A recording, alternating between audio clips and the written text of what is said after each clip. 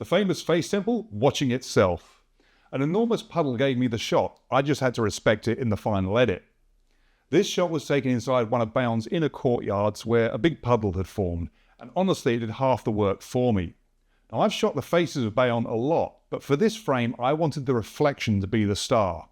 A wide view of the temple and the towers mirrored in the water, faces just visible in the stone. Hello everyone and welcome back. Today we're taking a look at an image from Bayon Temple, which is right in the heart of Siem Reap in Cambodia. I was staying at a fabulous hotel called Viroth's in the actual town of Siem Reap, which is about 30 minutes away by tuk-tuk. Now we hired a driver for the day through the hotel and did a lap of all of the famous temples, overfilling the memory cards many times over.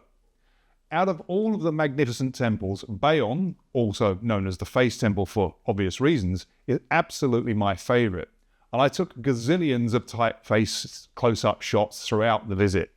But for this edit, I wanted to show a slightly wider view that encompassed this lovely reflection. This really was an edit that didn't need too much work or a heavy-handed approach.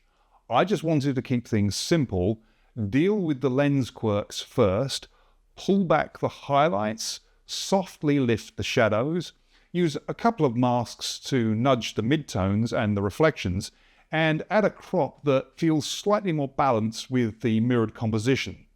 It's a subtle, simple approach, which is often the best way. So let's jump into Lightroom and I'll take you through my thought process. Bayon Temple at Siem Reap, which is also known more popularly as the Faces Temple, is located in the heart of Angkor Wat in Cambodia. Now, it's a Buddhist temple featuring around about 216 faces on the 54 towers that are dotted throughout the temple, built in the 12th to 13th century. As you're probably aware, that came straight from Google. But the thing is, it is a very interesting temple to visit, and I went there with my Canon 5 DSR, and as always taking my 17mm tilt shift, but in this particular instance, I used the 11 to 24mm lens.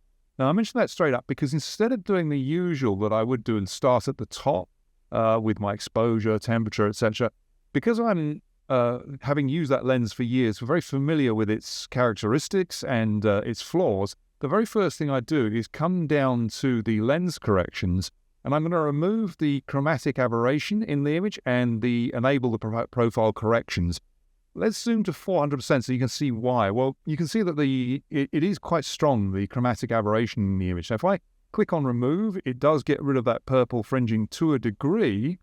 So you'll notice it comes back a little bit when I enable the profile corrections. Also brightens the image considerably where it takes out the vignette. So I'm going to need to use the manual correction here and select the little eyedropper tool, coming over to my image and just pick that fringe color that I want to remove. And that does a pretty nice job of bringing me back to a neutral profile, if you like, or a neutral feel to the image. Now, if I zoom back out to fit it in the entire image, let's just see, you can see what a difference that has made already. It's brightened the edges of the image. It has stretched the image too, but it's giving me a better starting point. So knowing that lens, knowing its characteristics, that's what I always start with. Now, this image is obviously a flat RAW file. It's quite close to finished already, actually. It's not that far from the final view. So this should be a fairly quick video. But the first thing I want to do is just drop back my highlights. Let's just start bringing that back a little bit. So bring that sky back. I'm going to leave, it's a very contrasty image it is. So I'm going to remove the contrast slider too much at this moment. But I do want to bring up some shadows. That's just sort of evening it out a little bit. Drop back the blacks a little. This will, of course, increase the contrast. Bring up the whites a little bit.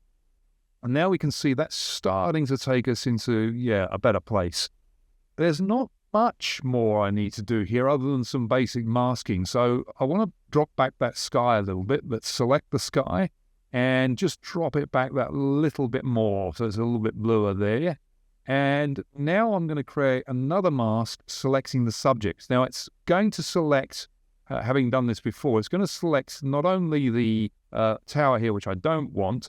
This is the area I'm really interested in. So I really want to work on this area and bring it out a little bit. So subtract, use my brush tool, and remove this area because I don't really want to increase the exposure here in any way, shape or form. That's just fine-tuning that mask before I go in and play with it. Okay, I want to add to it a little bit, again, using the brush, and I'm going to make that brush just a little bit harder using the shift and left square bracket key, and I'm just going to brush over the areas of reflection that I want to increase the exposure on. It's pretty good. Okay, so let's increase that exposure in that area. Just bring that out a little bit. Bring up the contrast very slightly. Bring up the highlights and the shadows. Drop back the blacks a little. Bring up the whites. Let's just see what that's giving me. So yeah, that just brings that area out quite nicely. I'm quite liking that. Now, having done that, I might just add one more mask, which is brushing, and I'm going to harden the brush this time. Shift right square bracket, and soften the brush, I should say, this time. And just paint in this area a little bit more detail here in this part of the image. Just brighten it up a little bit. Bring up the exposure just fractionally. That's not bad. Now, I do want to come back to crop this image. I think it's not far off of what I had in mind, but it just could do with a bit of a crop. So, grabbing my crop tool and just dragging in from the edge, I'm following the roof line on the far right here, but I'm also mindful of the fact I don't want to crop out down the bottom left here. So we're going to move that down a little bit. Following that roof line at the top there, I want to put that more in the corner if I can. And that's not too bad. I won't be able to get completely in the corner because I'll crop too much of the face temple out there, but that's not too bad. That just crops out this area. I just don't see any issues, any point of having that in the image. It doesn't add to my image at all. And as with all of my shots, I always try to reduce and simplify where I want people to look. So that's looking pretty good. Let's go back to the overall exposure working tab, and we're going to come down so that we can just vignette that little crop in a little bit, draw the eye in a little bit more. I think what I might do too is I might add a little bit more exposure in the middle here now that I'm looking at it.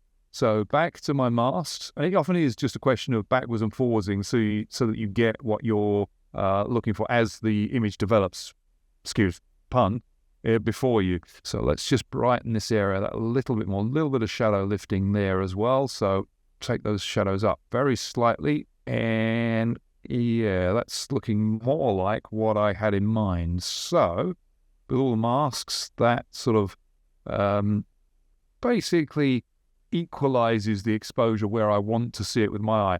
I could add with this mask here, I'll just add with the brush tool here, just a little bit with the brush. Just this foreground element here, just add a little bit more light there. I think that adds it quite nicely to the image. Let's just see it before. And actually, you know what? I'm going to leave that out. I think I prefer it as it was without it. So let's go back to the overall tab now and just have a look at see how far we've taken this image. Very simple, very quick process on this one. And I quite like the temperature. It's pretty accurate, actually, from what I remember it. I could warm it a little bit, just very slightly. It's because it was down to about 4.7, so it's to the cooler end because there's a fair bit of shadow in it. So I'm just going to warm it up slightly. The tint is trying to take rid of some of the green. The thing you notice when you go there is the green is overpowering to the eye. Quite beautiful, actually.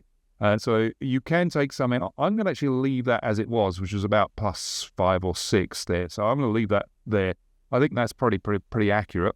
I think that's close to being finished. The last thing I want to do really is simply there's no noise that I need to worry about, but just simply to sharpen it a little bit. So that's, as always, grab my masking slider, move it till I see the white, which is obviously denoting where it's going to be sharpened, and then just drag my sharpening slider up to around about 80 odd points, and that gives me a fairly crisp image.